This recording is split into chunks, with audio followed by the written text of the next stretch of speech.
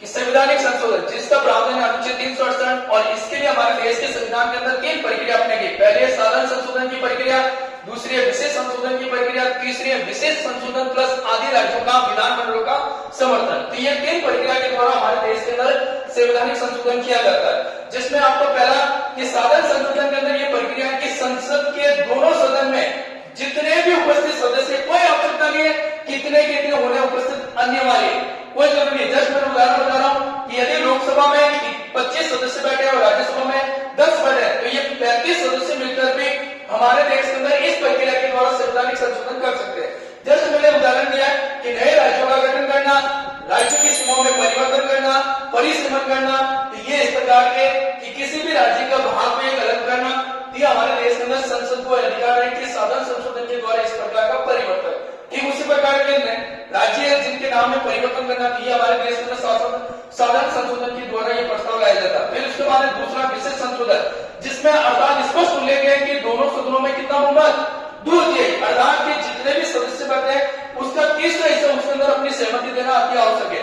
जिसमें पहला मैं उदाहरण बता रहा हूं कि लोकसभा में उपस्थित मान लो कि 2/3 और राज्यसभा में उपस्थित 2/3 बहुमत, ये दोनों मिलकर संसद के अपनी इस प्रक्रिया के माध्यम से यदि प्रस्ताव को पारित करते हैं तो कौन सी संशोधन की प्रक्रिया अपनाई जाएगी, विशेष संशोधन। जस्ट मैंने उदाहरण दिया कि राष्ट्रपति के विरुद्ध महाभियोग, यदि राष्ट्रपति को पद से हटाना है तो कौन से संशोधन की प्रक्रिया, विशेष संशोधन। जस्ट मैंने आपको महाभियोग की समझा रहा हूं और महाभियोग से संबंधित प्रावधान है अनुच्छेद 61 में, किसमें, 61 में।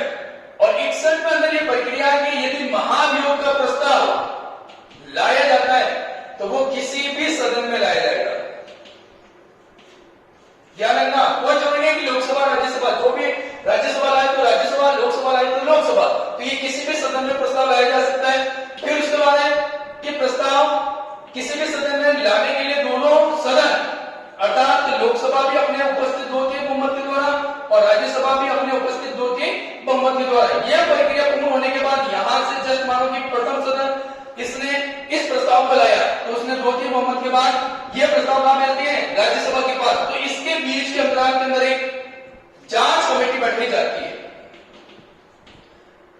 और यह जांच कमेटी क्या करती है कि राष्ट्रपति के विरोध में जो प्रस्ताव लाया गया उसकी जांच करती है और जांच की एक प्रति तैयार करती है और वो प्रति रिपोर्ट के रूप में एक लोकसभा के पास और एक राष्ट्रपति के पास भेजती है और उस प्रतिक्रिया के बाद जो ये प्रक्रिया फिर यहां से यहां जाता है, उसके बीच में राष्ट्रपति को अपने सज्ञ संबंधी वकील इत्यादि के कार्य करने का पूर्ण करने के लिए 14 दिनों का नोटिस दिया जाता है कि इतने दिनों के भीतर आपको अपने विरुद्ध गवाह के रूप में, वकील के रूप में या जो भी प्रतिक्रिया करनी इस समय के अंतराल के अंदर पूर्ण करनी है।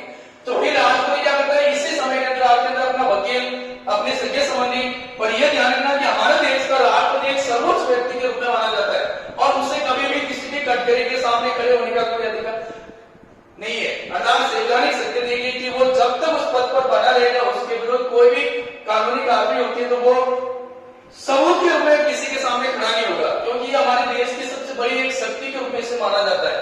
तो इसके संबंध में जो वकील है वो वकील कटघरे के रूप में राष्ट्रपति के विरुद्ध जो भी प्रश्न पूछे जाते हैं उसका प्रत्युत्तर या सत्य संबंधी देते हैं। ठीक है, फिर इसके बाद तो 14 दिनों के भीतर ये प्रक्रिया फिर होती है। जो ही लोकसभा से ये प्रस्ताव पारित होकर राज्यसभा के पास आता है तो राज्यसभा जो ही अपने 2/3 बहुमत के द्वारा यदि उस प्रस्ताव को पारित कर देती है तो वो व्यक्ति अर्थात राष्ट्रपति अपने पद से क्या रहता है, त्याग करता है। ये होगी हमारे देश के अंदर राष्ट्रपति के विरुद्ध महाभियोग की प्रक्रिया। फिर उसके बाद तीसरा बता दो मैं, अगर संवैधानिक संशोधन की प्रक्रिया में विशेष संशोधन प्लस आदि राज्यों का विधान मंडलों का समर्थन, यानी विशिष्ट संशोधन प्लस आदि राज्यों की विधान मंडलों का समर्थन। तो इसमें उदाहरण है, विशिष्ट मैंने अभी बताया कि दोनों सदन के कितने 2/3 बहुमत, जिसमें लोकसभा और राज्यसभा दोनों मिलकर अपने अपने उपस्थित सदस्यों का 2/3 लाके, फिर उसके साथ एक और कड़ी जुड़ती है कि भारतीय संघ के अंदर जितने राज्य उनमें से 14 राज्य 29 है तो उसका मान लो कि अपन 14 राज्य हैं जो उसके अंदर अपनी सहमति देते हैं और सहमति देते हैं। तो जब यह प्रक्रिया पूर्ण होती है तो यह प्रक्रिया कहलाती है विशेष संशोधन प्लस आदि राज्यों का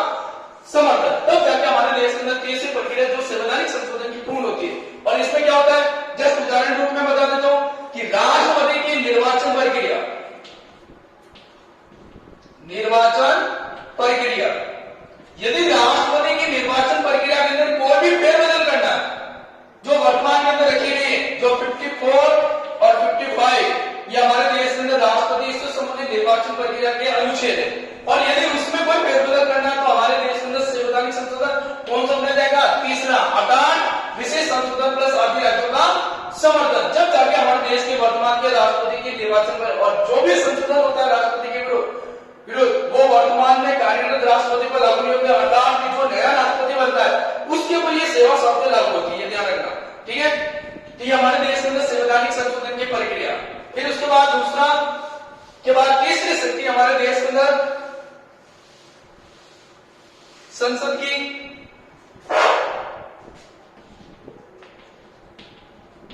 कार्यपालिका पर नियंत्रण।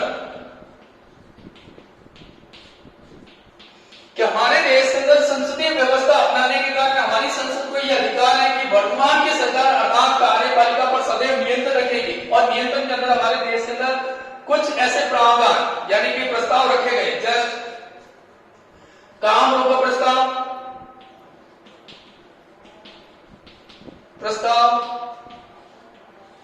निंदा प्रस्ताव, कटौती प्रस्ताव,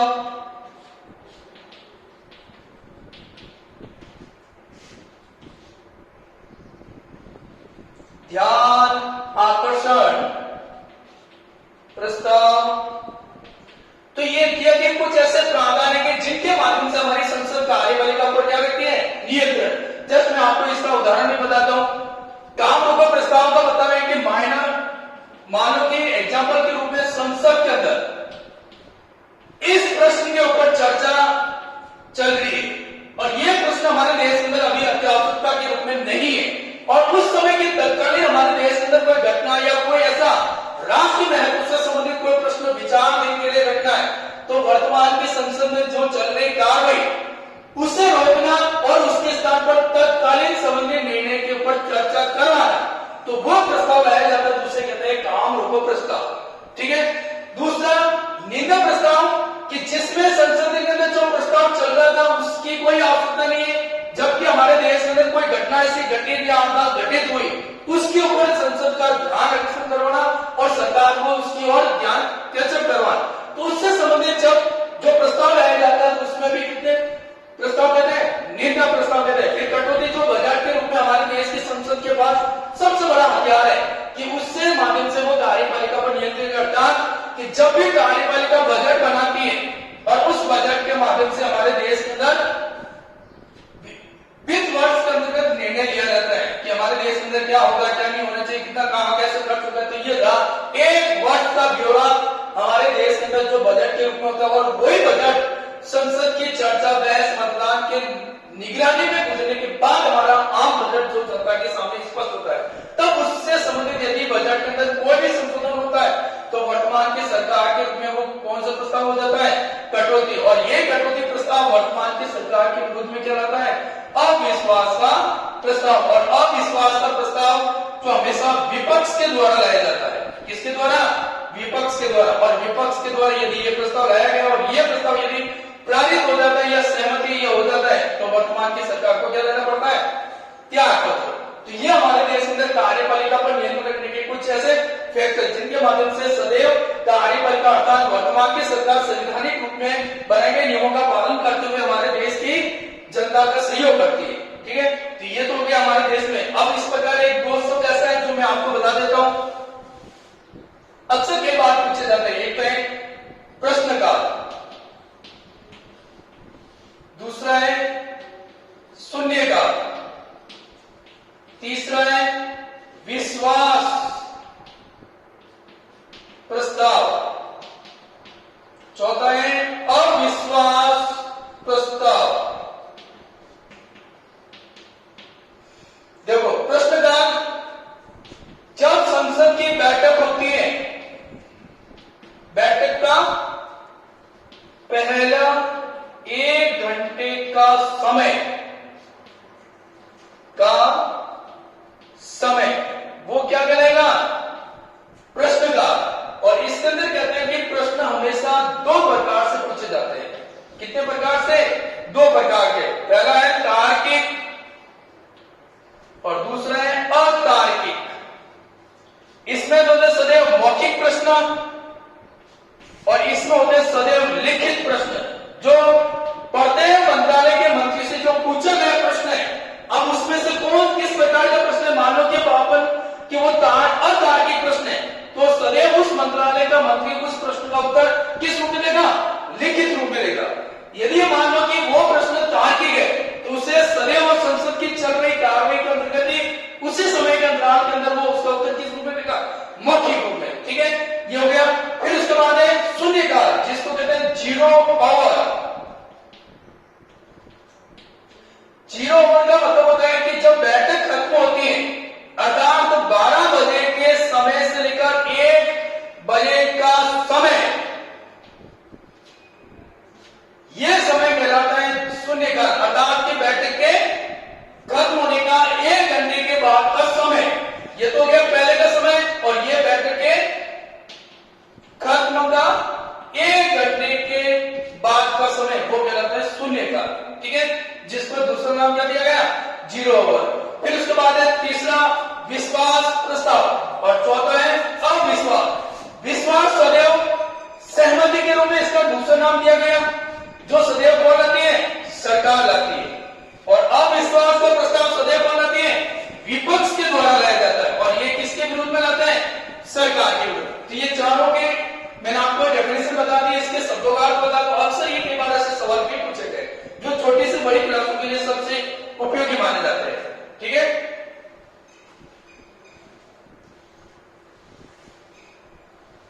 तो ये तो था एक छोटा सा इंट्रोडक्शन कि हमारे संसद के गठन के रूप में। अब आता है संसद का गठन।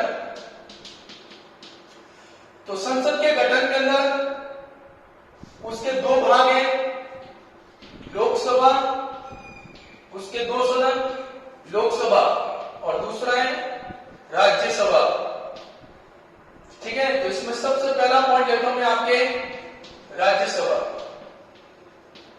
जो अनुच्छेद 80 कि अनुच्छेद 80 के अंदर किसका प्रावधान है? राज्यसभा का। और राज्यसभा को हमारे देश के अंदर स्थायी सदन, दूसरा राज्यों का प्रतिनिधि सदन इत्यादि नामों से भी जाना जाता है। ठीक है, तो राज्यसभा के गठन के अंदर सबसे पहले मैं लेता हूं इसकी संरचना।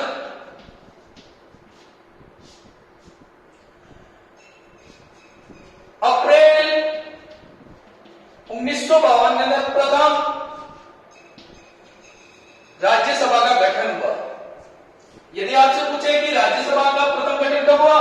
1952 में। और 1952 मैंने आपको स्टडी के अंदर बताया था कि हमारे देश के प्रथम आम चुनाव हुए थे, और उसी के माध्यम से हमारी राज्यसभा का गठन हुआ। तो ये प्रथम आम, तो उस समय हमारे देश के अंदर फिर उसके बाद है कि इसकी अधिकतम सदस्य संख्या, कम सदस्य संख्या 250 निर्धारित की गई है। कितने? 250, जबकि वर्तमान के अंदर कितनी है? 245। ठीक है, ये ध्यान रखना कि राज्यसभा में अधिकतम सदस्य संख्या 250 है, और वर्तमान में इसमें कितनी है? 245। और 245 के अंदर 12 सदस्य किसके द्वारा मनोनीत होते हैं? राष्ट्रपति के द्वारा। और 12 सदस्य कौन कौन होते हैं? जिसमें पहला वो व्यक्ति होते हैं जो कला के रूप में हमारे देश का नाम रोशन किया, दूसरा सांस्कृतिक रूप में हमारे देश का अंदर सबसे अहम योगदान दिया, तीसरा समाज सेवा के रूप में उसने योगदान दिया। तो इत्यादि व्यक्तियों का हमारे देश के राष्ट्रपति को यह अधिकार है कि 12 सदस्यों को राज्यसभा में क्या करता है? मनोनीत। यह प्रावधान हमारे देश के अंदर विदेशी स्रोत के रूप में आयरलैंड की देन मानी जाती है, अर्थात कि जब देश का संविधान बनाया जा रहा है तो उस समय हमारे देश के अंदर कुछ ऐसे फैक्टर जिनके अंदर हमारे देश का नाम रोशन किया, उन व्यक्तियों को भी इस प्रकार के हमारी सरकार की कड़ी के रूप में उनका योगदान देने के और उनके वर्चस्व को और आगे बढ़ाने के अंदर लाने के लिए हमारे देश के संविधान निर्माताओं ने हमारे देश के अंदर आयरलैंड से कुछ ऐसे फैक्टर लिए पहला प्रावधान है कि राज्यसभा में 12 सदस्यों को मनोनीत करें और 12 सदस्य हमारे देश के अंदर इस प्रकार के व्यक्ति के अंदर जो देश के अंदर हमारे नाम रोशन करते हैं उन व्यक्तियों को, तो ये 12 इनमें से। फिर उसके बाद ये व्यक्ति दोनों मिलकर हमारे देश के राज्यसभा के सदस्य के रूप में, तो अधिकतम सदस्य संख्या कितने 250, जबकि वर्तमान में कितने 245, जिसमें से 12 सदस्यों को राष्ट्रपति मनोनीत करता है। और यह प्रावधान कहां से लिया गया, आयरलैंड से। ये क्यों गई संरचना। फिर उसके बाद है योग्यता, और योग्यता में पहला है आयु के रूप में 30 वर्ष, ठीक है। और बाकी में सेम शर्तें हैं कि वो भारतीय नागरिक होने चाहिए, किसी भी प्रकार का सरकार किसी भी प्रकार का देवालय या कानूनी कार्य इसके ऊपर नहीं होनी चाहिए, और संसद का सदस्य बनने की योग्यता रखता हो, ठीक है। ये तो गया। फिर उसके बाद है सदस्यों का निर्वाचन, कि राज्यसभा के सदस्यों का निर्वाचन कौन करता है। तो हमारे देश के अंदर जितने भी राज्य हैं, राज्यों की विधान मंडलों के निर्वाचित सदस्य, ध्यान रखना कि राज्यसभा के सदस्यों के निर्वाचन में निर्वाचन मंडल के सदस्य कौन बनते हैं, प्रत्येक राज्यों की विधान मंडल के निर्वाचित सदस्य, अर्थात कि जो किसी भी निर्वाचन क्षेत्र से जीत के आया वही व्यक्ति हमारे देश के अंदर राज्यसभा के सदस्यों के निर्वाचन के अंदर अपने मत का क्या करते हैं, प्रयोग। फिर उसके बाद है सदस्यों के निर्वाचन के अंदर प्रक्रिया। सबसे पहले है अप्रत्यक्ष, जिसका डेफिनेशन मैंने आपको पहले समझा दिया। फिर उसके बाद दूसरा है एकल संक्रमणीय आनुपातिक प्रतिनिधित्व प्रणाली। तो ये प्रणालियां जिनके माध्यम से हमारे देश में अंदर राज्यसभा के सदस्यों के निर्वाचन के रूप में अपने जाती, जो राष्ट्रपति है, राज्यसभा के सदस्य है, उनके निर्वाचन के अंदर की ये सेम प्रणाली अपनी जाती है।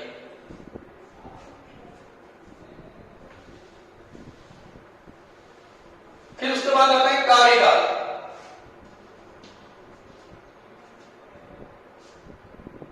कार्यकाल और कार्यकाल है, सबसे पहले मैंने आपको बताया था कि ये स्थायी सदन है, और स्थायी सदन होने के कारण इसका कार्यकाल कितने वर्ष का गया, 6 वर्ष। और कहते हैं कि 1/3 सदस्य प्रति 2 वर्ष के बाद अपने पद से अवकाश ग्रहण करते हैं, अर्थात उनका कार्यकाल समाप्त होता है। अर्थात कि पूरे के पूरे सदस्य अपने पद से त्याग करते नहीं देते, अर्थात कि रोटेशन चक्र के माध्यम से जिनका कार्यकाल खत्म होता है वो इस प्रकार के रोटेशन चक्र से अपने कार्यकाल को पूर्ण करते हैं, और 1/3 सदस्य प्रति 2 वर्ष के बाद अपने पद से गए। तो योग्य उनका कार्यकाल 6 वर्ष। फिर उसके बाद है योग्यता हो गई, कार्यकाल हो गया, सेवा शर्तें, सेवा और शर्तें जो हमारी संसद के अंदर लिखा गया प्रावधान, उन्हीं के माध्यम से उन्हें सेवा शर्तें दी जाती है। वेतन भत्ते, जो सांसद है तो सांसद होने के नाते दोनों को बराबर वेतन मिलता है, लोकसभा और राज्यसभा को।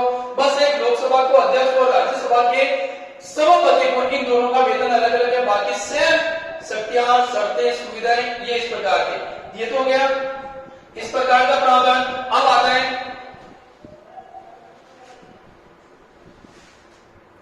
राज्यसभा की शक्तियां।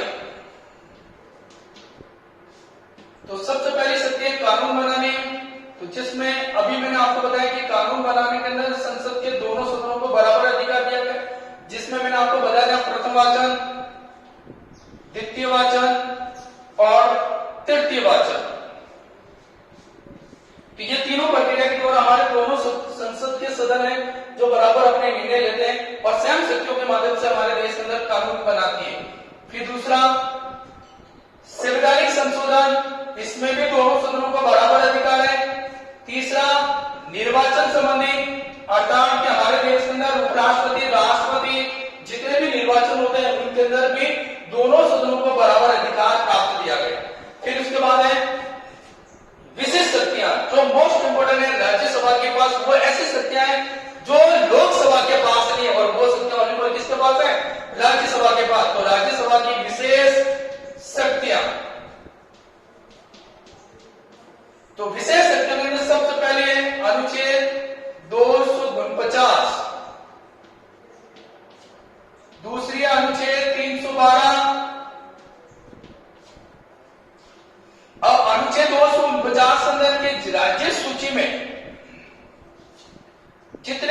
विषय दिए गए उन विषयों में फेरबदल करना, नया विषय जोड़ना, उससे संबंधित प्रावधान सबसे पहले कौन लाती है? राज्यसभा लाती है। फिर उसी प्रस्ताव को कहां भेजती है? वो लोकसभा में भेजती है। तो ये हमारी राज्यसभा की सबसे पहली शक्ति है, विशेष शक्ति के अंदर अनुच्छेद 249, और जिसके अंदर मैंने अभी बताया कि जो राज्य सूची के अंदर अर्थात हमारे सूचियों में 3 सूचियों को अपनाया गया। पहली है संघ सूची, दूसरी है राज्य सूची और तीसरी है समवर्ती सूची। ये हमारे देश के संविधान के अंदर 3 सूचियों का उल्लेख है। और ये तो संघ सूची अर्थात किसके पास है? केंद्र सरकार के पास। यानी कि संघ सूची में जितने भी विषय देंगे उनका निर्णय या उनका डिसीजन करने का अधिकार किसके पास है? केंद्र सरकार के पास। और राज्य सूची के अंदर जितने भी टॉपिक दिए गए, सब्जेक्ट दिए गए, उनका निर्णय या डिसीजन करने का अधिकार किसके पास है? राज्य सरकारों के पास। और जो समवर्ती सूची अर्थात कि इसके अंदर जो भी टॉपिक दिए गए उन टॉपिकों का निर्णय केंद्र सरकार प्लस राज्य सरकार है, ये दोनों मिलकर उसका निर्णय करेंगे। ध्यान रखना, तो ये हमारे देश के अंदर कि राज्य सूची में यदि कोई भी फेरबदल करना और उसका निर्णय लेना, तो अनुच्छेद 249 के अंदर हमारी राज्यसभा के पास एक विशेष शक्ति है। उनसे संबंधित निर्णय के अंदर कोई भी फेरबदल करना तो सबसे पहले प्रावधान कौन लाती है? राज्यसभा लाती है। फिर उसके बाद वो कहां भेजती है? लोकसभा के पास। फिर उसके बाद आता है 312 अनुच्छेद, जिसके अंदर कहता है कि अखिल भारतीय सेवाएं, जो हमारे देश के अंदर अभी वर्तमान में 3 है, IAS, IFS और IPS। तो ये 3 सेवाओं के साथ यदि और भी कोई सेवा जोड़नी है तो अनुच्छेद 312 के अंदर ये प्रावधान है कि हमारे देश के अंदर कोई भी नई अखिल भारतीय सेवाओं का सृजन या निर्माण करना, तो संबंधी भी निर्णय विशेष शक्ति के रूप में किसके पास अधिकार है? राज्यसभा के पास। तो राज्यसभा सबसे पहले इस प्रस्ताव को लाती है, और इस प्रस्ताव को दोनों को लाने के लिए विशेष प्रक्रिया है 2/3 बहुमत की आवश्यकता। और 2/3 बहुमत के द्वारा यदि प्रस्ताव सबसे पहले राज्यसभा लाती है, फिर उसके बाद उसे कब भेजती है? लोकसभा के पास। और लोकसभा जाती है, फिर इस प्रकार के हमारे देश के अंदर नई अखिल भारतीय सेवाओं का सृजन होता है। ये तो हो गया हमारे देश के अंदर 2 शक्ति, जो विशेष शक्ति, और तीसरी सबसे बड़ी शक्ति जो हमारे को राज्यसभा के पास है, जो लोकसभा के पास है। तो उदाहरण आता है उपराष्ट्रपति के विरुद्ध महाभियोग।